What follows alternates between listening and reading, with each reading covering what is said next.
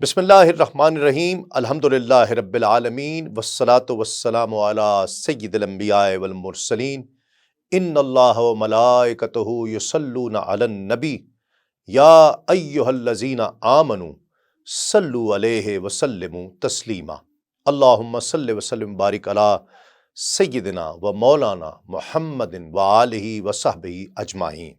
کعبے کے بدر الدجا تم پہ کروڑوں درود، طیبہ کے شمس الدہا تم پہ کروڑوں درود، شافع روز جزا تم پہ کروڑوں درود، دافع جملہ بلا تم پہ کروڑوں درود۔ ناظرین کرام السلام علیکم ورحمۃ اللہ وبرکاتہ۔ تسلیم احمد صابری پروگرام آدم سے خاتم تک کی ایک نئے پروگرام کے ساتھ حاضر خدمت ہے۔ ہم دیکھتے ہیں کہ دعوت حق کا کام انتہائی مشکل، کٹھن اور اہم دور میں داخل ہو رہا ہے، جہاں ایک جانب اہل ایمان کی تعداد روز بروز بڑھ رہی ہے، وہیں مخالفین کی تعداد بھی روز بروز بڑھتی نظر آتی ہے۔ جہاں ایک جانب رسول اللہ صلی اللہ علیہ وآلہ وسلم اور ان کے صحابہ کرام کا عزم اور جذبہ پہلے سے زیادہ نظر آتا ہے، وہیں ابو لہب، ابو جہل اور دیگر منکرین کی ضد، ہٹ دھرمی، گمراہی اور انتقام پسندی بھی انتہا کو چھوتی ہوئی نظر آ رہی ہے۔ ناظرین کرام، گزشتہ پروگرام میں ہم نے دیکھا کہ نہ صرف اللہ کے رسول صلی اللہ علیہ وآلہ وسلم کو نشانہ بنایا جا رہا ہے، بلکہ آپ صلی اللہ علیہ وآلہ وسلم کے ساتھ دینے والے صحابہ کرام بھی اب مشرکین کے قہر اور دست درازی سے محفوظ نہیں ہیں، جیسا کہ جناب ابوبکر صدیق رضی اللہ تعالیٰ عنہ کو تشدد کر کے بری طرح لہو لہان کر دیا گیا۔ ہاں، ایک پیش رفت یہ دیکھنے میں آتی ہے کہ حضور نبی کریم صلی اللہ علیہ وآلہ وسلم کے ہم عمر اور عزیز از جان چچا جان جناب حضرت حمزہ بن عبد المطلب رضی اللہ تعالی عنہ نہ صرف اپنے پیارے بھتیجے محمد صلی اللہ علیہ وآلہ وسلم کے ساتھ ابو لہب کی گستاخی پر غضبناک ہو جاتے ہیں، بلکہ اسلام کی دعوت بھی ڈنکے کے چوٹ پر قبول فرماتے ہیں۔ اور ناظرین کرام، یہ کوئی معمولی پیش رفت نہیں تھی اس دور کو اگر دیکھا جائے، ان حالات کو اگر دیکھا جائے۔ حضرت حمزہ رضی اللہ تعالیٰ نہ صرف قریش کے سرداروں میں شمار ہوا کرتے، بلکہ انتہائی بہادر اور جری جوان تھے۔ ان کی تلوار کے سامنے کھڑا ہونا اتنا آسان نہیں تھا۔ جہاں ایک چچا جان حضرت جناب ابو طالب پوری شدت کے ساتھ رسول اللہ صلی اللہ علیہ وآلہ وسلم کی پشت پناہی فرما رہے ہیں، وہاں دوسرے چچا جناب حضرت حمزہ بن عبد المطلب رضی اللہ تعالیٰ نہ صرف اپنے خون کے ساتھ کھڑے ہیں، بلکہ اولین مسلمانوں کی فہرست میں بھی شامل ہوتے ہیں۔ امام زینی دہلان لکھتے ہیں کہ جب حضرت امیر حمزہ رضی اللہ تعالیٰ نے اسلام قبول فرمایا تو حضور نبی کریم صلی اللہ علیہ وآلہ وسلم کو بہت مسرت ہوئی، کیونکہ حضرت حمزہ رضی اللہ تعالیٰ قریش کے سارے جوانوں سے معزز اور قوی اور بہادر تھے، وہ خوددار تھے اور ذہین تھے۔ اسی لیے قریش مکہ وقتی طور پر ہی لیکن آپ صلی اللہ علیہ وآلہ وسلم کو اذیت دینے سے رک گئے، لیکن وہ اب صحابہ کرام کو ستانے لگے تھے، بالخصوص وہ صحابہ کرام ان کے مشق ستم کا زیادہ نشانہ بنتے جو بے یار و مددگار یا معاشی طور پر کمزور ہوا کرتے۔ جب قبیلے کا کوئی فرد مشرف با اسلام ہو جاتا، وہ سارا قبیلہ اسے طرح طرح کی تکالیف، مثلاً قید و بند کی صعوبتیں، بھوک اور پیاس کی اذیتیں اور مارنے تک کی تکالیف میں مبتلا کر دیا کرتا۔ ابو جہل لوگوں کو اس امر پر ابھارا کرتا تھا۔ جب وہ سنتا کہ فلاں شخص نے اسلام قبول کر لیا ہے جو شرف و قدر اور طاقت والا ہوتا، تو یہ بدبخت اس کے پاس جاتا، اس کو جھڑکتا، اسے کہتا کہ میں تیری رائے کو مغلوب کر دوں گا اور تیرا شرف کم کر دوں گا، اور اگر وہ تاجر ہوتا تو یہ کہتا کہ میں تیری تجارت میں مندی پیدا کر دوں گا، تیرا مال برباد کر دوں گا، اور اگر وہ مسلمان ناظرین کرام کمزور ہوتا تو یہ انہیں مارتا، یہاں تک کہ کئی لوگ اس کی وجہ سے دین حق کو چھوڑ کر دوبارہ شرک کی دلدل میں پھنس جاتے، مثلا حارث بن ربیعہ، ابو القیس بن ولید، علی بن امیہ، عاص بن منبع، یہ سارے غزوہ بدر میں حالت کفر میں مارے گئے۔ ناظرین کرام، یہ دھمکیاں ہر مسلمان پر کارگر ثابت نہیں ہوا کرتی تھیں۔ بعض بلند اقبال ہستیاں اپنے دین حق پر ثابت قدم رہیں ہر حال میں۔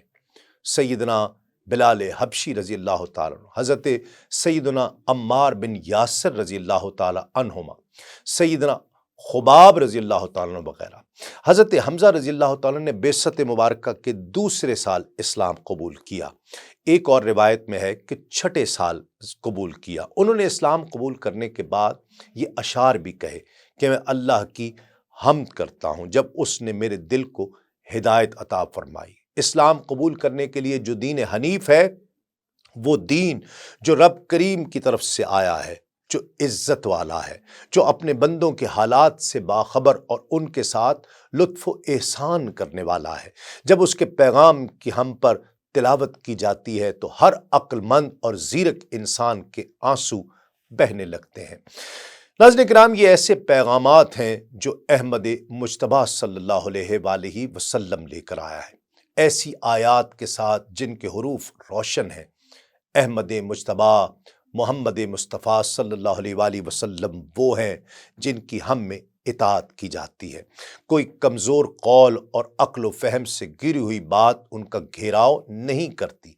اللہ رب العزت کی قسم، ہم انہیں دشمن کے حوالے ہرگز نہیں کریں گے، اور ہم نے ابھی تک ان کے درمیان تلواروں سے فیصلہ نہیں کیا۔ ہم ان کے مقتولین کو ہموار زمین پر پھینک دیں گے، ان پر ایسے پرندے آئیں گے جو چکر لگانے والے لشکر کی مانند ہوں گے۔ جو سنگ دلانہ سلوک بنو ثقیف نے آپ کے ساتھ کیا ہے وہ بھی مجھے معلوم ہو گیا ہے۔ اللہ تعالیٰ بنو ثقیف کے ان قبائل کو بری سزا دے اور موسم خریف کی بارش سے انہیں محروم فرما دے۔ ناظرین کرام، امام ابن حشام، امام حلبی اور امام زینی دہلان نے مشرکین کے مختلف ہیلوں اور انکار پر نبی کریم صلی اللہ علیہ وآلہ وسلم کا معاذ اللہ استہزاء اور مظالم سے متعلق مختلف روایات نقل کی ہیں کہ جب حضرت حمزہ رضی اللہ تعالیٰ عنہ نے نور اسلام کا اجالا پا لیا اور مشرکین مکہ نے دیکھا کہ صحابہ کرام کی تعداد میں روز بروز اضافہ ہوتا جا رہا ہے، تو ایک دن عتبہ، شیبہ، ابو سفیان، ابو البختری، اسود، زمع، ولید، ابو جہل، عبداللہ بن ابو امیہ بن خلف، عاص بن وائل جمع ہوئے اور پھر وفد کی صورت میں جناب ابو طالب کے گھر آئے۔ انہوں نے جناب ابو طالب کے ساتھ دو ٹوک بات کرنے کا ارادہ کر لیا تھا۔ گھر پہنچ کر ان لوگوں نے جناب ابو طالب سے کہا کہ آپ محمد صلی اللہ علیہ وآلہ وسلم کو بلائیے، انہیں کہیے کہ وہ ہماری شکایات اور تحفظات دور کرے، ازالہ کرے، اور ہمیں ایسے قابل قبول امر کی طرف بلائیں جس میں ہمارے لیے تکلیف اور اذیت کے بجائے الفت اور اصلاح ہو۔ حضرت حضور نبی کریم صلی اللہ علیہ وآلہ وسلم وہاں تشریف لائے۔ جناب ابو طالب نے کہا کہ میرے بھتیجے، یہ آپ کی قوم کے سرداران ہیں، ان کی شکایات کا ازالہ فرمائیے اور ان کی تالیف قلبی فرمائیے۔ اس موقع پر سرداران قریش نے کہا کہ اے محمد صلی اللہ علیہ وآلہ وسلم، ہم اہل عرب میں سے ہیں، کسی بھی ایسے شخص کو ہم نہیں جانتے جس نے اپنی قوم کو اس قدر اذیت میں ڈالا ہو جس قدر معاذ اللہ آپ نے ہمیں تکلیف دی ہے۔ آپ نے ہمارے آبا کو برا بھلا کہا ہے، ہمارے دین کے عیب نکالے ہیں، ہماری عقلوں کو نادان کہا ہے، ہمارے معبودوں کو برا بھلا کہتے ہیں۔ بہتر یہی ہے کہ آج ہمیں کھل کر بتا دیجئے کہ آپ دراصل چاہتے کیا ہیں۔ ان تمام امور سے اگر آپ کا مقصد مال و دولت کا حصول ہے تو ہم آپ کے لیے اتنا مال و دولت اور ثروت جمع کر دیتے ہیں کہ آپ ہم سے زیادہ دولت مند ہو جائیں گے۔ اگر ان امور سے آپ کا مدعا شرف و سعادت کا حصول ہے تو ہم آپ کو اپنا سردار بنا دیتے ہیں۔ ہم کسی امر کا فیصلہ آپ کے بغیر نہیں کریں گے۔ اگر آپ کو بادشاہی مطلوب ہے تو ہم آپ کو بادشاہ بنا دیتے ہیں۔ اگر کوئی جن آپ کے پاس آتا ہے تو ہم آپ کے علاج کے لیے اپنے اموال خرچ کرتے ہیں، یہاں تک کہ ہم معذور سمجھے جائیں، یعنی کلاش ہو جائیں۔ یہ بات سن کر نبی کریم صلی اللہ علیہ وآلہ وسلم نے ارشاد فرمایا کہ اے قریش کے سردارو سنو، تم لوگوں نے مجھے جو بھی پیشکش کی ہے ان امور میں سے کوئی امر بھی میرا مقصد نہیں ہے، بلکہ رب تعالیٰ نے مجھے رسول بنا کر بھیجا ہے۔ اس نے مجھ پر اپنی کتاب حکیم نازل کی ہے۔ اس نے مجھے حکم دیا ہے کہ میں تمہارے لیے بشیر اور نذیر بنوں۔ میں نے تمہیں اپنے رب عظیم کے پیغامات پہنچا دیے ہیں، تمہارے لیے خلوص کا مظاہرہ کر دیا ہے۔ اگر تم میرے اس روح پرور پیغام کو قبول کر لو تو تمہاری دنیا اور آخرت سنور جائے گی، اگر تم نے اسے رد کر دیا تو میں صبر کروں گا یہاں تک کہ رب تعالیٰ میرے اور تمہارے درمیان فیصلہ فرما دے۔ ناظرین کرام، ایک دوسری روایت میں ہے کہ ایک روز قریش کے رؤسا جمع ہوئے اور آپس میں صلاح و مشورہ کرتے ہوئے کہا کہ ہمیں ایسے شخص کو تلاش کرنا چاہیے جو جادو، کہانت اور شعر کے متعلق سب سے زیادہ جانتا ہو، اور وہی شخص اس آدمی یعنی محمد صلی اللہ علیہ وآلہ وسلم کے پاس جائے جس نے ہماری جمعیت کو منتشر کر کے رکھ دیا ہے، ہمارے امر کو متفرق کر دیا ہے، ہمارے دین کے عیب نکالے ہیں، اور وہ اس سے بات چیت کرے اور دیکھے کہ وہ آخر چاہتے کیا ہیں اور ہمیں کیا جواب دیتے ہیں۔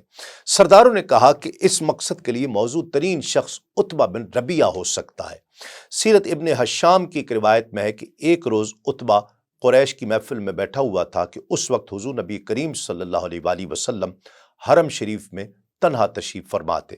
اس نے کہا کہ اے قریش والو، کیا یہ بہتر نہیں ہے کہ ہم پلاننگ کے مطابق محمد صلی اللہ علیہ وآلہ وسلم کے پاس میں جاؤں اور ان سے بات چیت کروں اور ان کے سامنے چند امور پیش کروں؟ ہو سکتا ہے کہ وہ بعض امور کو قبول کر لیں، ہم وہ امور ان کے سپرد کر دیں گے اور یوں وہ اس نئے دین کی تبلیغ سے رک جائیں گے۔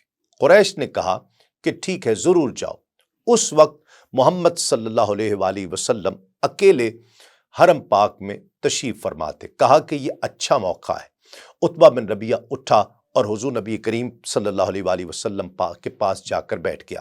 اس نے کہا کہ میرے بھتیجے، ہم میں جو مقام رفیع آپ کو نصیب ہوا، آپ اس سے اچھی طرح آشنا ہیں، آپ حسب و نسب میں سب سے اعلیٰ ہیں، لیکن یہ کیا کہ آپ نے اپنی ہی قوم کو ایک عظیم امر میں مبتلا کر دیا ہے جس سے ان کی جمعیت بکھر کر رہ گئی ہے۔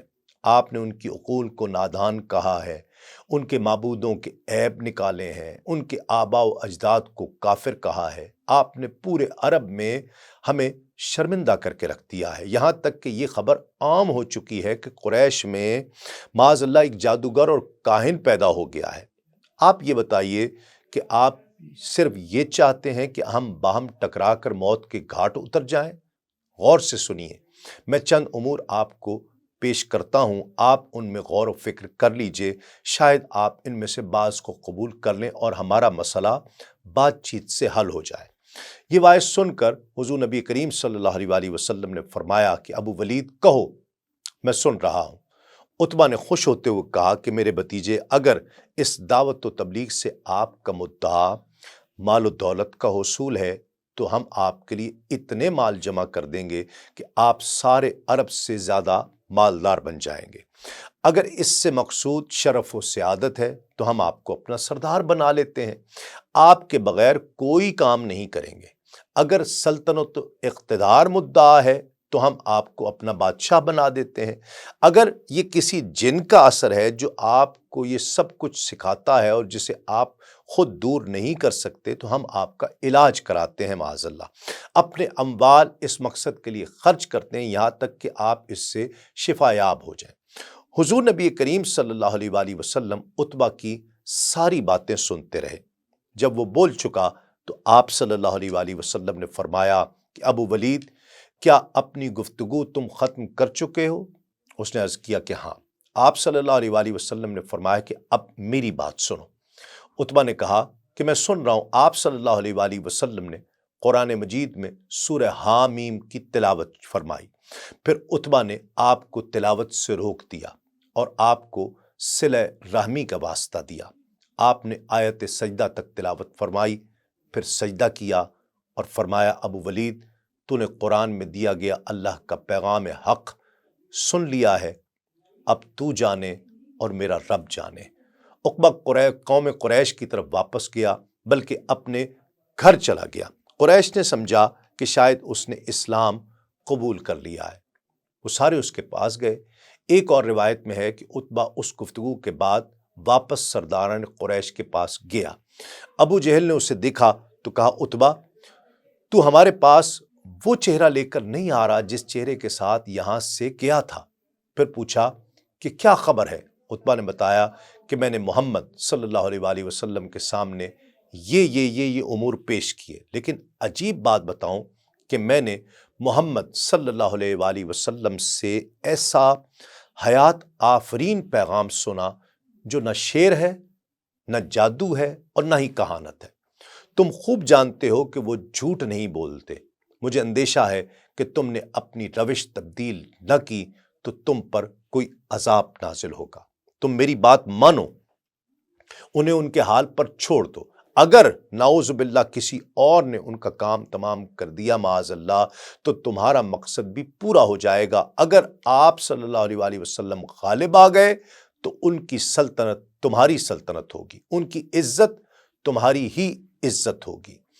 ناظرین کرام، یہ اللہ کا معجزہ تھا کہ عربوں کی فقید المثال فصاحت اور بلاغت اور قادر الکلامی کے باوجود حضور نبی کریم صلی اللہ علیہ وآلہ وسلم نے کبھی ایک شعر بھی نہیں کہا، بلکہ وہ شاعری سے برات کا اظہار فرماتے۔ لیکن جب اللہ نے ان پر قرآن نازل فرمایا تو عرب شش و پنج میں پڑ گئے کہ یہ کیسے ممکن ہے کہ وہ شخص جس نے کبھی ایک شعر تک نہ کہا ہو، وہ اتنا کامل، اتنا جامع کلام پڑھتا ہو۔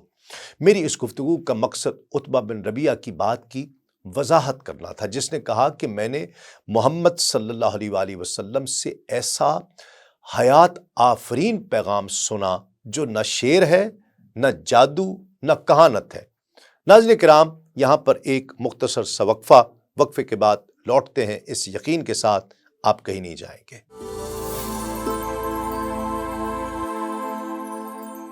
ناظرین کرام، خوش آمدید، آپ پروگرام دیکھ رہے ہیں آدم سے خاتم تک۔ وقفے سے پہلے ہم ذکر کر رہے تھے کہ عتبہ حضور نبی کریم صلی اللہ علیہ وآلہ وسلم سے ملا اور اس نے کچھ امور پیش کیے، کچھ آفرز کی۔ ایک اور روایت میں ہے کہ عتبہ نے یہ کہا کہ بخدا میں ان سے عظیم الشان والا کلام سن کر آیا ہوں، اگر اہل عرب نے ان کا خاتمہ کر دیا تو وہ یعنی دیگر عرب محمد صلی اللہ علیہ وسلم کے لیے تمہاری طرف سے کافی ہو جائیں گے، اور اگر محمد صلی اللہ علیہ وآلہ وسلم نے اہل عرب پر غلبہ پا لیا تو ان کا ملک تمہارا ملک اور ان کی عزت تمہاری عزت ہوگی۔ اس وقت تم سارے لوگوں سے زیادہ سعادت افروز ہوگے۔ قریشی سردار اس بات پر سٹپٹا اٹھے اور کہا کہ عتبہ، تمہارا دماغ تو ٹھیک ہے، کیا محمد صلی اللہ علیہ وآلہ وسلم کی زبان کا جادو تم پر بھی تو نہیں چل گیا؟ عتبہ نے کہا کہ سنو، میں نے جو کہنا تھا کہہ دیا، یہی میری رائے ہے، آگے تم اپنی مرضی کر لو۔ ایک اور روایت میں ہے کہ جب قریش نے اصرار کیا تو عتبہ نے لات و عزیٰ کی قسم اٹھائی کہ وہ دوبارہ کبھی محمد صلی اللہ علیہ وآلہ وسلم سے بات بھی نہیں کرے گا، ایسا نہ ہو کہ کہیں ان کی گفتگو کا جادو نہ چل جائے۔ ایک روایت میں یہ بھی ہے کہ گفتگو کے بعد جب عتبہ حضور نبی کریم صلی اللہ علیہ وآلہ وسلم کے پاس سے اٹھا تو قریش سے دور چلا گیا، ان کے پاس نہیں گیا۔ ابو جہل نے کہا کہ اے قریش والوں، میرا خیال ہے کہ عتبہ بھی صابی ہو گیا ہے، ان کے کلام کا جادو اس پر بھی چل گیا ہے، آؤ ہم اس کے پاس چلتے ہیں اور پوچھتے ہیں کہ کیا بات ہوئی، کیا ماجرا ہے۔ پھر وہ عتبہ کے پاس آئے۔ ابو جہل نے کہا کہ اے عتبہ، ہم اس لیے تمہارے پاس آئے ہیں کیونکہ ہمیں اندیشہ ہے کہ تم بھی ان کے ساتھ ہو گئے ہو، بہتر ہے کہ سارا واقعہ ہمیں سناؤ۔ عتبہ نے کہا کہ مجھے اس ذات والا کی قسم جس نے یہ عمارت خانہ کعبہ نصب کی ہے، جو کچھ انہوں نے کہا میں اس میں سے کچھ نہیں سمجھا سوائے اس کے کہ انہوں نے تمہیں عاد اور سمود جیسے عذاب سے ڈرایا ہے۔ میں نے انہیں مزید کلام پڑھنے سے روک دیا اور انہیں صلہ رحمی کا واسطہ دیا، لیکن جان لو، میں جانتا ہوں کہ جب وہ کچھ کہتے ہیں تو وہ جھوٹ نہیں بولتے۔ اگر تم اسی طرح پیش آتے رہے تو مجھے اندیشہ ہے کہ کہیں تم پر عذاب نازل نہ ہو جائے۔ قریش نے غضبناک ہو کر کہا کہ تیری لیے ہلاکت ہو، ایک شخص تیرے سامنے عربی میں بات کر رہا تھا اور تجھے علم نہیں کہ وہ کیا کہہ رہا تھا۔ عتبہ نے کہا بخدا وہ کلام شعر نہیں ہے۔ قریش والوں نے کہا کہ ابو الولید اس کا جادو تم پر چل گیا ہے۔ عتبہ نے کہا کہ یہ میری رائے ہے، اب جو تمہاری مرضی ہے تم کر لو۔ امام زینی دہلان ان دونوں واقعات میں مطابقت بیان کرتے ہوئے لکھتے ہیں کہ ممکن ہے کہ ایک مرتبہ سارے قریش کے سردار حضور نبی کریم صلی اللہ علیہ وآلہ وسلم کی خدمت میں آئے ہوں اور آپ کو ان تمام امور کو پیش آپ کے سامنے کیا ہو، اور ایک مرتبہ انہوں نے صرف عتبہ کو آپ کی خدمت عالیہ میں بھیجا ہو۔ اس ضمن میں حضرت ابن عباس رضی اللہ تعالیٰ عنہ سے روایت ہے کہ انہوں نے فرمایا کہ جب قریش کے سردار نے اپنے امور حضور نبی کریم صلی اللہ علیہ وآلہ وسلم کے سامنے پیش کیے تو یہ بھی خبردار کیا کہ اگر آپ یہ امور قبول نہیں کرتے جنہیں ہم نے آپ کے سامنے پیش کیا ہے تو پھر آپ خوب جانتے ہیں کہ ہمارا شہر مکہ سارے شہروں سے زیادہ تنگ ہے، یعنی رہائش کے لیے موزوں زمین کم ہے، ہم سب سے زیادہ قلیل المال ہیں، ہماری زندگی سب سے زیادہ سخت ہے، ہم اپنے رب سے سوال کریں کہ وہ ان پہاڑوں کو ہٹا دے جنہوں نے ہمارے شہر کو تنگ کر دیا ہے، وہ ہمارے شہر کو وسیع کرے، شام اور عراق کی طرح یہاں بھی نہریں روا کر دے، وہ ہمارے آبا کو زندہ کر دے، بالخصوص ہمارے جد قصی کو ضرور زندہ کیا جائے کیونکہ وہ ایک راست باز بزرگ تھے۔ ہم ان سے پوچھیں گے کہ جو کچھ آپ صلی اللہ علیہ وآلہ وسلم کہہ رہے ہیں وہ سچ ہے یا جھوٹ ہے، اور اپنے رب تعالیٰ سے کہیے کہ وہ آپ کے ساتھ ایک فرشتہ بھیجے جو آپ کی تصدیق کرے۔ اللہ رب العزت آپ کے لیے باغات، محلات اور سونے اور چاندی کے خزانے بنا دے جن کی وجہ سے آپ بازار جانے سے مستغنی ہو جائیں، روزی کمانے سے رک جائیں۔ اگر آپ یہ نہیں کر سکتے تو وہ ہم پر آسمان سے ایک ٹکڑا گرا دے، جیسا کہ آپ گمان کرتے ہیں کہ اگر آپ کا رب چاہے تو وہ اس طرح کر سکتا ہے۔ ہم صرف اور صرف اسی صورت میں ایمان لائیں گے۔ ان کے یہ سارے بکواس سن کر حضور نبی کریم صلی اللہ علیہ وآلہ وسلم وہاں سے تشریف لے گئے۔ امام ابو یوسف الصالحی لکھتے ہیں کہ ایک اور مرتبہ قریش نے آپ صلی اللہ علیہ وآلہ وسلم سے کہا کہ آپ ہمارے دین کی طرف لوٹ آئیں، اپنے دین کو ترک کر دیں، ہم آپ کی دنیا اور آخرت کی ضروریات کی کفالت کریں گے۔ ایک مرتبہ انہوں نے عجیب سی پیشکش کر دی کہ آپ 1 سال ہمارے معبودان باطلہ لات و عزیٰ کی پوجا کریں اور 1 سال ہم آپ کے رب تعالیٰ کی عبادت کرتے ہیں۔ اس طرح آپ اور ہم ایک امر پر اتفاق کر لیں گے، اگر وہ معبودان بہتر ہوئے جن کی ہم پوجا کرتے ہیں تو آپ کو ان میں سے حصہ مل جائے گا، اور اگر وہ رب بہتر ہوا جس کی آپ عبادت کرتے ہیں تو ہمیں اس سے حصہ مل جائے گا۔ حضور نبی کریم صلی اللہ علیہ وآلہ وسلم نے فرمایا مجھے اس امر سے متعلق وحی کا انتظار ہے۔ اس وقت سورۃ الکافرون نازل ہوئی۔ اللہ رب العزت ارشاد فرماتا ہے، اعوذ باللہ من الشیطان الرجیم، قل یا ایہا الکافرون لا اعبد ما تعبدون ولا انتم عابدون ما اعبد ولا انا عابد ما عبدتم ولا انتم عابدون ما اعبد لکم دینکم ولی دین۔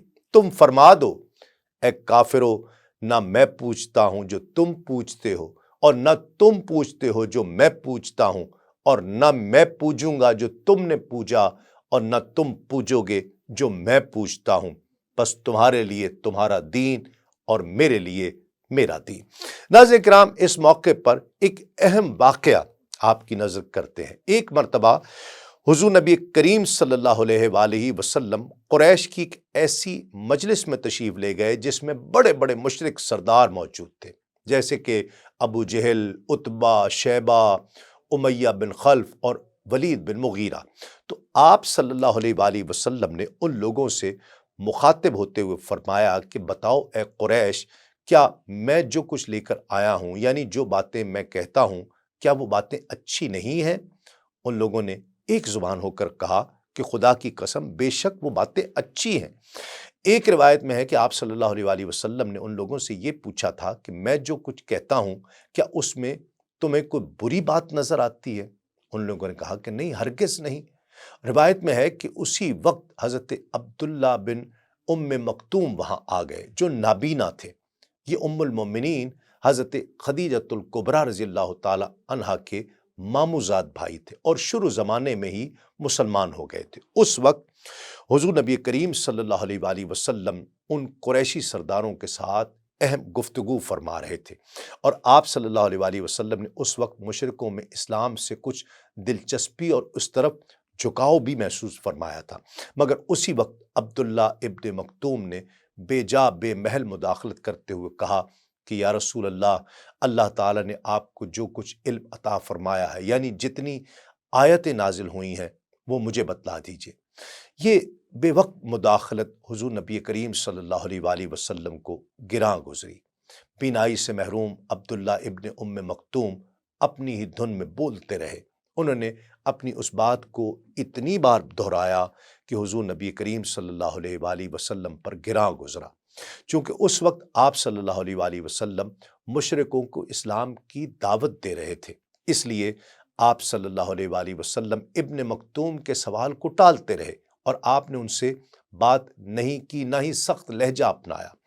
ایک روایت میں یہ بھی ہے کہ آخر آپ صلی اللہ علیہ وآلہ وسلم نے اس شخص کو اشارہ فرمایا جو عبداللہ کو راستہ دکھانے کے لیے ساتھ آیا تھا کہ وہ عبداللہ کو روک کے رکھے، یہاں تک کہ آپ گفتگو سے فارغ ہو جائیں، اپنی گفتگو فرما لیں۔ اس شخص نے عبداللہ کو پکڑ کر ہٹانا چاہا، مگر چونکہ عبداللہ نابینا تھے اور انہوں نے حضور نبی کریم صلی اللہ علیہ وآلہ وسلم کا اشارہ دیکھا نہیں تھا، اس لیے انہوں نے اس شخص کو دھکیل دیا۔ اس پر حضور نبی کریم صلی اللہ علیہ وآلہ وسلم کو ناگواری گزری اور آپ نے عبداللہ کی طرف سے منہ پھیر کر قریش سے دوبارہ گفتگو شروع فرما دی۔ حضور نبی کریم صلی اللہ علیہ وآلہ وسلم کا یہ طرز عمل اللہ نے سخت ناپسند فرمایا، اور اس پر اللہ رب العزت کی طرف سے سورہ عبس کی تنبیہی آیات نازل ہوئیں کہ تیوری چڑھائی اور منہ پھیرا صرف اس بات پر کہ ان کے پاس ایک نابینا حاضر ہوا، اور تمہیں کیا معلوم شاید وہ پاکیزہ ہو جائے۔ اس واقعے اور اس آیت کے نزول کے بعد جب بھی حضرت عبداللہ ابن ام مکتوم رضی اللہ تعالیٰ آپ کی طرف آتے تو حضور نبی کریم صلی اللہ علیہ وآلہ وسلم ان کا استقبال فرمایا کرتے، اور یہ فرمایا کرتے تھے خوش آمدید اس شخص کو جس کی وجہ سے میرے پروردگار نے مجھ پر عطا فرمایا۔ پھر آپ ان کو بٹھانے کے لیے اپنی چادر بچھایا کرتے۔ ناظرین کرام، اب تذکرہ معجزہ شق القمر کا۔ القصائص الکبریٰ میں بحوالہ صحیحین حضرت ابن عباس رضی اللہ تعالیٰ عنہ سے روایت ہے کہ ایک شب منا کے مقام پر سرکردہ مشرکین اکٹھے ہوئے۔ ان میں ولید ابن مغیرہ، ابو جہل، عاص، اسود ابن مطلب، زمع اور نذر وغیرہ موجود تھے۔ یہ لوگ جمع ہو کر حضور نبی کریم صلی اللہ علیہ وآلہ وسلم کے پاس آئے اور کہنے لگے، اے محمد صلی اللہ علیہ وسلم، اگر تم سچے ہو تو ہمیں چاند کے 2 ٹکڑے کر کے دکھائیے، اس طرح کہ ایک ٹکڑا ابو قبیس پہاڑ پر نظر آئے اور دوسرا قیقان پہاڑ پر نظر آئے، یعنی دونوں ٹکڑے ایک دوسرے سے کافی فاصلے پر ہو جائیں تاکہ چاند کے 2 ٹکڑے ہونے میں کوئی شک اور شبہ نہ رہے۔ ایک روایت میں یہ الفاظ ہیں کہ اس کا آدھا حصہ مشرق میں ہو، آدھا حصہ مغرب میں ہو۔ یہ 14ویں کی ناظرین کرام رات تھی۔ حضور نبی کریم صلی اللہ علیہ وآلہ وسلم نے مشرکوں کی یہ عجیب و غریب فرمائش سن کر فرمایا کہ اگر میں ایسا کر دکھاؤں تو کیا تم مجھ پر ایمان لے آؤ گے؟ مشرکوں نے کہا کہ ہاں۔ اللہ رب العزت سے حضور نبی کریم صلی اللہ علیہ وآلہ وسلم نے دعا فرمائی کہ آپ کے ہاتھ یہ معجزہ ظاہر فرما دے۔ فوراً ناظرین کرام چاند کے 2 ٹکڑے ہو گئے اور ایک حصہ ابو قبیس پہاڑ کے اوپر نظر آیا اور دوسرا قیقان پہاڑ پر نظر آیا۔ ایک روایت میں یہ لفظ موجود ہیں کہ چاند کے اس طرح 2 ٹکڑے ہو گئے کہ ایک ٹکڑا پہاڑ کے اوپر تھا اور دوسرا پہاڑ سے دور تھا۔ جو ٹکڑا پہاڑ کے اوپر تھا وہ مشرق کی سمت میں گیا اور جو پہاڑ سے علیحدہ تھا وہ مغرب کی سمت میں گیا۔ اس وقت حضور نبی کریم صلی اللہ علیہ وآلہ وسلم نے مشرکوں سے فرمایا کہ تمہاری فرمائش پوری ہو گئی، اب حسب وعدہ گواہی دو، اب گواہی دو۔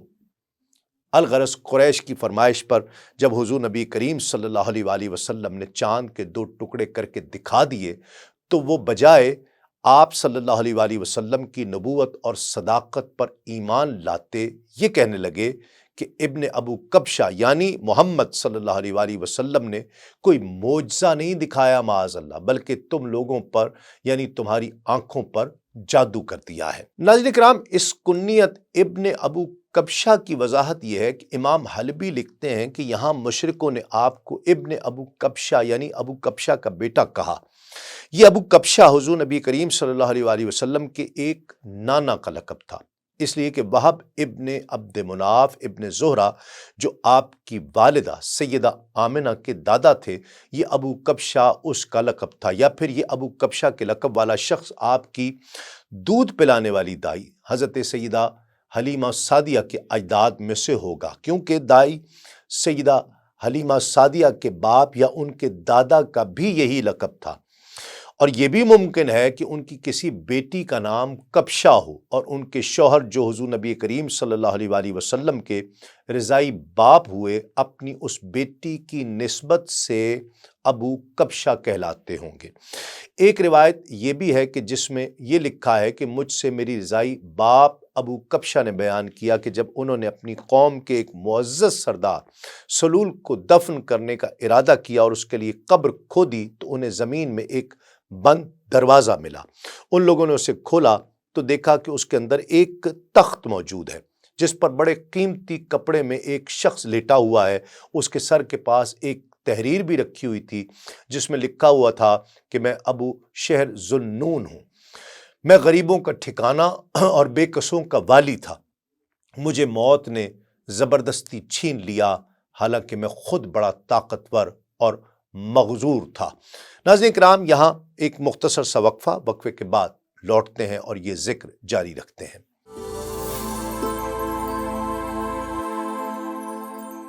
ناظرین کرام، خوش آمدید، آپ پروگرام دیکھ رہے ہیں آدم سے خاتم تک۔ ہم ذکر کر رہے تھے معجزہ شق القمر کا۔ شق القمر کا معجزہ کوئی جادو یا نظروں کا دھوکہ نہیں تھا، بلکہ اللہ کے حکم سے چاند اس رات دو ٹکڑے ہوا تھا، اور اس کی تصدیق کئی مسافروں نے بھی کی۔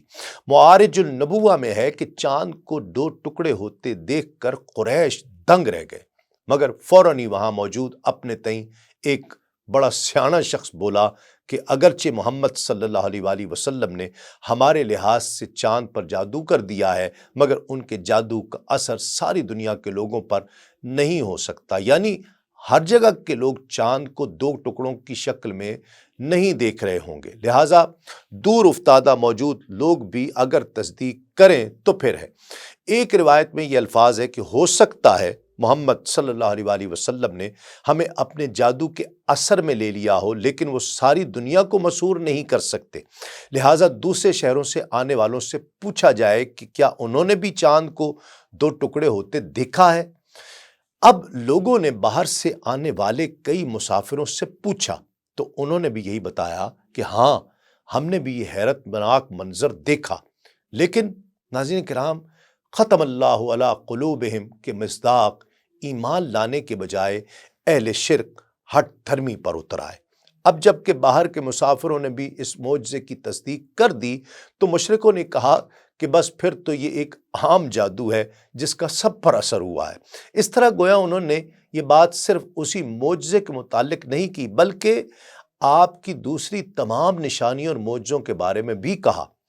ایک روایت کے الفاظ یہ بھی ہیں کہ مشرکوں نے کہا کہ یہ ایک ایسا جادو ہے جس سے جادوگر بھی متاثر ہو گئے ہیں۔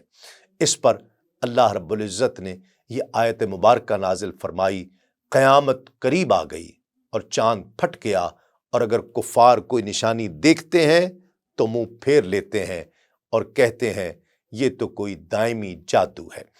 ناظرین کرام، اسی معجزے سے جڑے ایک اور واقعے کا تذکرہ امام حلبی روایت بیان کرتے ہیں، جس میں راوی کہتا ہے کہ جب میں 9 برس کا تھا تو اپنے والد اور چچا کے ساتھ خراسان سے تجارت کے سلسلے میں ہندوستان کے سفر پر گیا۔ ہندوستان کے علاقے میں داخل ہوتے ہی ہم ایک باغ کے پاس سے گزرے۔ قافلے والے اس باغ کو دیکھ کر اس کی طرف بڑھے۔ وہاں پہنچ کر ہم نے لوگوں سے اس باغ کے متعلق پوچھا کہ یہ کس کا ہے۔ ہمیں بتایا گیا کہ شیخ زین الدین معمر کا باغ ہے۔ ہم نے باغ کے باہر ایک بہت بڑا درخت دیکھا جس کے سائے میں ایک بڑا مجمع بیٹھا ہوا تھا، اور یہ سب اسی علاقے کے لوگ تھے۔ ان لوگوں نے ہمیں دیکھ کر خوش آمدید کہا۔ اسی وقت ہم نے دیکھا کہ درخت کی ایک شاخ میں ایک زنبیل یعنی ایک تھیلا لٹکا ہوا تھا۔ ہم نے لوگوں سے اس زنبیل کے متعلق پوچھا جس میں ایک شخص بیٹھے ہوئے تھے، تو انہوں نے کہا کہ یہ ایک ہندوستانی صحابی جن کا نام شیخ زین الدین ہے، انہوں نے رسول اللہ صلی اللہ علیہ وآلہ وسلم کی زیارت کی ہے۔ حضور نبی کریم صلی اللہ علیہ وآلہ وسلم نے ان کو 6 مرتبہ لمبی عمر کی دعا دی تھی۔ اب شیخ 600 برس کے ہو چکے ہیں، اور اس طرح گویا ہر دعا کے نتیجے میں شیخ کو 100 سال کی عمر ملی ہے۔ اب ہم نے ان لوگوں سے درخواست کی کہ شیخ کو نیچے اتاریں تاکہ ہم بھی ان کی زیارت کر سکیں اور ان سے گفتگو کر سکیں۔ یہ سن کر ان لوگوں میں سے ایک بزرگ آگے بڑھے اور انہوں نے وہ زنبیل درخت کی شاخ میں سے اتاری۔ ہم نے دیکھا کہ زنبیل میں روئی بھری ہوئی ہے اور اس روئی کے بیچ میں شیخ بیٹھے ہوئے ہیں جو بے انتہا کمزور اور ناتواں نظر آ رہے ہیں۔ پھر انہی بزرگ نے اپنا منہ شیخ کے کان پر رکھ کر کہا کہ قبلہ، یہ لوگ خراسان سے آئے ہیں اور ان کی خواہش ہے کہ آپ ان کو بتائیے کہ آپ نے کیسے حضور نبی کریم صلی اللہ علیہ وآلہ وسلم کی زیارت کی۔ حضور نبی کریم صلی اللہ علیہ وآلہ وسلم نے آپ سے کیا فرمایا تھا؟ یہ سن کر شیخ نے منہ کھولا اور اتنی کمزور اور نحیف آواز میں فارسی زبان میں گفتگو کی جیسے مکھیوں کی بنبناہٹ ہوتی ہے۔ شیخ نے کہا کہ ایک مرتبہ جب کہ میں نوجوان تھا، اپنے والد کے ساتھ تجارت کے سلسلے میں حجاز گیا۔ جب ہم مکے کی ایک وادی میں پہنچے تو ہم نے دیکھا کہ بارش کی وجہ سے وادیوں میں پانی بھرا ہوا ہے۔ وہیں ہم نے ایک خوبصورت لڑکا دیکھا جو ان وادیوں میں اونٹ چرا رہا تھا، مگر اس لڑکے اور اس کے اونٹوں کے درمیان سیلاب کا پانی جمع ہو گیا تھا۔ اب وہ لڑکا پانی کو پار کرتے ہوئے ڈر رہا تھا کہ کہیں سیلاب تیز نہ ہو جائے۔ میں اس لڑکے کی پریشانی بھانپ گیا۔ میں لڑکے کے پاس آیا اور میں نے بغیر کسی جان پہچان کے اس لڑکے کو اٹھا کر پانی کے اس پار اس کے اونٹوں کے پاس پہنچا دیا۔ جب میں نے لڑکے کو دوسرے کنارے پر اتارا تو اس نے میری طرف دیکھا اور مجھے دعا دی۔ اس کے بعد ہم لوگ کچھ دن بعد واپس اپنے وطن ہندوستان آ گئے اور دن گزرتے گئے۔ ایک رات جب کہ 14ویں کا چاند آسمان میں جگمگا رہا تھا، ہم لوگ اپنے اس باغ میں بیٹھے ہوئے تھے۔ اس وقت آسمان کے بیچوں بیچ پورا چاند 14ویں کا چمک رہا تھا۔ دفعتاً ہماری نظر اٹھی تو ہم نے دیکھا کہ اچانک چاند 2 ٹکڑے ہو گیا ہے اور اس کا ایک ٹکڑا مشرق میں جھک کر غائب ہو گیا اور ایک مغرب میں چھپ گیا، اور تھوڑی دیر کے لیے وہی چاندنی رات بالکل اندھیری ہو گئی۔ پھر کچھ عرصے بعد اچانک چاند کا آدھا ٹکڑا مشرق سے نکل کر ابھرا اور آدھا مغرب سے ابھرا، اور دونوں حصے اٹھتے اٹھتے آسمان کے بیچ میں آ کر پھر اسی طرح مل گئے جیسے پہلے تھے۔ ہم یہ حیرت ناک واقعہ دیکھ کر سخت حیران ہوئے، مگر ہمیں اس کا کوئی سبب معلوم نہیں تھا کہ آخر یہ ہوا کیا ہے۔ پھر کچھ دن بعد باہر سے آنے والے قافلوں سے ہم نے اس واقعے کا ذکر کر کے اس سے متعلق پوچھا تو انہوں نے کہا کہ مکے میں ایک ہاشمی شخص ظاہر ہوا ہے اور اس نے یہ دعویٰ کیا ہے کہ وہ سارے عالم کے لیے خدا کی طرف سے سچا رسول بنا کر بھیجا گیا ہے۔ مکے والوں نے اس سے مطالبہ کیا کہ وہ ان کو کوئی معجزہ دکھلائے، اور انہوں نے اصرار کیا کہ وہ چاند کو حکم دے کہ وہ 2 ٹکڑے ہو جائے اور اس کا ایک حصہ مشرق میں اور ایک مغرب میں جا کر غروب ہو جائے، اور پھر دوبارہ دونوں حصے ابھر کر آئیں اور دونوں مل کر پہلے ہی کی طرح ہو جائے۔ اس نبی نے ان کی یہ فرمائش پوری کر کے دکھلا دی۔ صدیوں بوڑھے شیخ نے کہا کہ یہ سن کر مجھے اس نبی کی زیارت کا زبردست شوق پیدا ہوا۔ آخر میں نگر نگر کی خاک چھانتے مکہ المکرمہ پہنچ گیا، اور وہاں میں نے لوگوں سے اس نبی کے متعلق پوچھا۔ لوگوں نے مجھے ان کا پتہ بتایا۔ میں ان کے گھر پر پہنچا اور میں نے دروازے پر پہنچ کر اندر آنے کی اجازت چاہی۔ انہوں نے مجھے اندر آنے کی اجازت دی تو میں گھر میں داخل ہوا اور میں نے ان کو سلام کیا۔ انہوں نے میری طرف دیکھا، مسکرائے اور فرمایا کہ میرے قریب آ جاؤ۔ اس وقت ان کے سامنے ایک طباق رکھا ہوا تھا جس میں کھجوریں تھیں۔ میں آگے بڑھ کر آپ کے سامنے جا بیٹھا اور کھجوریں کھانے لگا۔ آپ مجھے ایک ایک کر کے کھجوریں دیتے، یہاں تک کہ آپ نے مجھے 6 کھجوریں دی۔ اس کے بعد پھر آپ صلی اللہ علیہ وآلہ وسلم نے میری طرف دیکھ کر مسکرائے اور فرمایا، کیا تم مجھے پہچانتے ہو؟ میں نے عرض کیا کہ نہیں۔ تو آپ صلی اللہ علیہ وآلہ وسلم نے فرمایا، کیا فلاں سال تم نے مجھے سیلاب کے وقت اٹھا کر سیلاب کے پار نہیں پہنچایا تھا؟ پھر آپ نے فرمایا، اپنا ہاتھ لاؤ۔ میں نے ہاتھ بڑھایا تو آپ صلی اللہ علیہ وآلہ وسلم نے میرا ہاتھ پکڑا اور فرمایا، کہو اشہد ان لا الہ الا اللہ و اشہد ان محمد رسول اللہ۔ میں نے یہ کلمہ اسی طرح دہرا دیا تو آپ بہت مسرور ہوئے۔ پھر جب میں چلنے لگا تو آپ صلی اللہ علیہ وآلہ وسلم نے خود ہی فرمایا، اللہ تمہاری عمر میں برکت عطا فرمائے۔ آپ نے یہ دعا 6 مرتبہ فرمائی۔ اللہ رب العزت نے حضور نبی کریم صلی اللہ علیہ وآلہ وسلم کی ہر بار کی دعا کے بدلے میں میری عمر میں 100 سال کی برکت عطا فرمائی، اور آج میری عمر 600 سال ہے اور عمر کی 6ٹھی صدی پورے ہونے والی ہے۔ اس روایت کی صحت اور ضعف کے متعلق دونوں طرح کی ناظرین کرام آراء موجود ہیں، یہ ہمارا موضوع نہیں ہے کہ یہ ضعیف ہے یا نہیں۔ بہرحال قریش کی بدتینی اور وعدہ خلافی سے حضور نبی کریم صلی اللہ علیہ وآلہ وسلم بہت غمگین اور افسردہ ہوئے، اور اسی وقت وہاں سے اٹھ کر آ گئے، جس کی وجہ یہ تھی کہ آپ کو بے حد تمنا تھی کہ یہ لوگ ہدایت پا جائیں، مگر آپ کی یہ آرزو اس وقت پوری نہیں ہوئی۔ سیرت ابن اسحاق اور سیرت ابن کثیر میں لکھا ہے کہ حضور نبی کریم صلی اللہ علیہ وآلہ وسلم کی پھپھو عاتقہ بنت عبد المطلب کے لڑکے عبداللہ نے، جو اس وقت تک مسلمان نہیں ہوئے تھے، آپ سے کہا کہ اے محمد صلی اللہ علیہ وآلہ وسلم، تمہاری قوم نے ابھی تمہارے سامنے بہت سی فرمائشیں کی، مطالبے رکھے، مگر آپ نے ان کو پورا نہیں کیا۔ پھر ان لوگوں نے آپ سے ایسی فرمائشیں کی جن سے ان پر اللہ کے نزدیک تمہارا مقام ثابت ہو جائے، جیسا کہ آپ کہتے ہیں، اور پھر یہ لوگ تمہاری تصدیق کریں، تمہاری پیروی اختیار کر لیں، مگر آپ نے اس فرمائش کو بھی پورا نہیں کیا۔ پھر انہوں نے آپ سے کہا کہ جس عذاب سے آپ ان کو ڈراتے ہو اس کو جلد از جلد ظاہر کر دو، مگر آپ نے یہ بھی نہیں کیا۔ اب خدا کی قسم، ہم اس وقت تک ہرگز آپ پر ایمان نہیں لائیں گے جب تک کہ آپ آسمان تک ایک سیڑھی لگا کر اس پر اس طرح نہیں چڑھیں گے کہ میں آپ کے چڑھتے آپ کو دیکھ رہا ہوں، یہاں تک کہ آپ میری نظروں کے سامنے آسمان میں پہنچ جائیں اور پھر وہاں سے اللہ رب العزت کی کتاب لے کر آئیں۔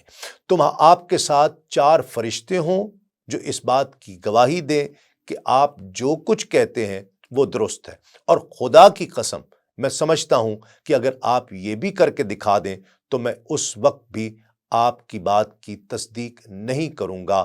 لا حول ولا قوت الا باللہ۔ سیرت حلبیہ میں ہے کہ اس بے تکی بات پر اللہ رب العزت نے سورہ اسراء کی آیات نازل فرمائے، جس میں اس طرف اشارہ ہے کہ اللہ رب العزت نے حضور نبی کریم صلی اللہ علیہ وآلہ وسلم کو ان مطالبات کے سلسلے میں 2 باتوں میں سے ایک کا اختیار عطا فرمایا، یعنی یا تو یہ کہ جو کچھ مشرکوں نے مطالبے کیے وہ سب پورے کر کے دکھا دیے جائیں، اور اگر اس کے بعد بھی انہوں نے کفر کیا تو حق تعالیٰ ان لوگوں کو اپنے خوفناک عذاب میں گرفتار کر کے پچھلی امتوں کی طرح ان کو نیست و نابود کر کے ان کا نام و نشان تک مٹا دے، یا پھر دوسری یہ کہ اللہ رب العزت ان مشرکوں کے لیے اپنی رحمت اور توبہ کا دروازہ کھلا رکھے، تاکہ ممکن ہے کسی بھی وقت ان لوگوں کو توبہ کی توفیق ہو جائے اور یہ اللہ تعالیٰ کی طرف لوٹ آئیں۔ رحمت و توبہ کا دروازہ کھلا رکھنے کی خواہش حضور نبی کریم صلی اللہ علیہ وآلہ وسلم نے ان دونوں باتوں میں سے پسند فرمائی، کیونکہ حضور نبی کریم صلی اللہ علیہ وآلہ وسلم جانتے تھے کہ آپ کی دشمنی ان کے دلوں میں رچی بسی ہے، اس لیے اگر ان کا مطالبہ پورا کر کے ان کو یہ سب کچھ کر کے دکھلا بھی دیا تو بھی یہ لوگ ایمان نہیں لائیں گے، اور پھر اللہ رب العزت ضرور اپنے عذاب کے ذریعے ان کا نام و نشان تک مٹا دے گا۔ تو چونکہ ایسا عذاب عام ہوتا ہے جس کی زد میں صرف وہی لوگ نہیں آتے جنہوں نے گناہ کر رکھے ہیں، بلکہ ان کے ساتھ عام لوگ بھی اس بربادی کا شکار ہو جاتے ہیں۔ اس لیے رسول اللہ صلی اللہ علیہ وآلہ وسلم نے اس صورت کو پسند نہیں فرمایا جس میں ساری قوم کی بربادی یقینی تھی، بلکہ آپ صلی اللہ علیہ وآلہ وسلم نے اس صورت کو پسند فرمایا کہ حق تعالیٰ کی رحمت اور توبہ کا دروازہ کھلا رہے گا، تو ممکن ہے کچھ وقت گزر جانے کے بعد بہت سے لوگ ہدایت قبول کر لیں۔ اور ناظرین کرام، ایسا بعد میں ہوا بھی۔ محمد ابن کعب سے ایک روایت ہے کہ جس کا خلاصہ یہ ہے کہ قریش کے اکثر لوگوں نے اللہ کے نام پر قسم کھائی کہ اگر آپ صلی اللہ علیہ وآلہ وسلم کوہ صفا کو سونے کا کر دیں تو وہ لوگ آپ پر ایمان لے آئیں گے۔ حضور نبی کریم صلی اللہ علیہ وآلہ وسلم نے اس وقت کھڑے ہو کر اللہ رب العزت سے دعا کی کہ قریش کی اس بات کو پورا کر کے دکھلائے، لیکن اس وقت آپ کے پاس جبریل امین حاضر ہوئے اور کہنے لگے کہ اگر یا رسول اللہ اگر آپ چاہیں تو ایسا ہو بھی جائے گا، مگر جس قوم نے بھی اپنے نبی سے اس قسم کی نشانی دکھلانے کی فرمائش کی اور اللہ نے اسے میرے ذریعے پورا بھی فرما دیا اور پھر وہ لوگ ایمان نہیں لائے تو ہمیشہ مجھے ان لوگوں کو عذاب دینے کا حکم دیا گیا۔ یعنی اس وقت ان کا یہ مطالبہ پورا کیا جا سکتا تھا، مگر عادت خداوندی یہی ہے کہ اگر اس کے بعد بھی یہ لوگ ایمان نہ لائے تو ان پر عذاب نازل کیا جائے گا۔ گویا اللہ رب العزت نے نتائج بتا کر فیصلہ آپ صلی اللہ علیہ وآلہ وسلم پر چھوڑ دیا۔ ناظرین کرام، اب ذرا ابو جہل کی بدبختی ملاحظہ فرمائیے۔ سیرت ابن اسحاق میں ہے کہ اسی طرح کی بے سر و پا بات ابو جہل بھی کیا کرتا تھا کہ محمد صلی اللہ علیہ وآلہ وسلم کی نبوت اصل میں ہمارے خاندان اور بنی عبد المطلب کے خاندان کے درمیان مرتبے اور شرف کی لڑائی ہے، کیونکہ ہم دونوں خاندان والے اپنے مرتبے میں ایک دوسرے کے برابر اور ہم پلہ ہیں۔ لیکن اب وہ یعنی بنی عبد المطلب یہ کہنے لگے ہیں کہ ہمارے خاندان میں ایک نبی ہے جس کے پاس اللہ رب العزت کے پاس سے وحی آتی ہے، خدا کی قسم ہم کبھی اس شخص کی پیروی نہیں کریں گے، یا یہ کہ جیسے اس کے پاس وحی آتی ہے ایسے ہی پھر ہمارے پاس بھی آیا کرے۔ ناظرین کرام، ابو جہل کی اس بے سر و پا فرمائش پر لا حول ولا قوت الا باللہ پڑھنے کے سوا کیا کہا جا سکتا ہے۔ آج کے لیے اتنا ہی۔ اگلے پروگرام میں ہم ذکر کریں گے کہ موحدین کا یہ مختصر سا گروہ اب نسبتاً توانا ہو چکا ہے اور بعض با اثر افراد کے قبول اسلام سے اس اسلام پسند گروہ اور مسلمانوں کی تقویت کو کافی مضبوطی ملی ہے، اور اب یہ مشرکین کو ہلکا پھلکا جواب بھی دینے لگے ہیں۔ آج کے لیے اتنا ہی۔ دیکھتے رہیے آدم سے خاتم تک صرف سنو نیوز پر۔ تسلیم احمد صابری کو اجازت دیجیے۔ السلام علیکم۔ تسلیمات۔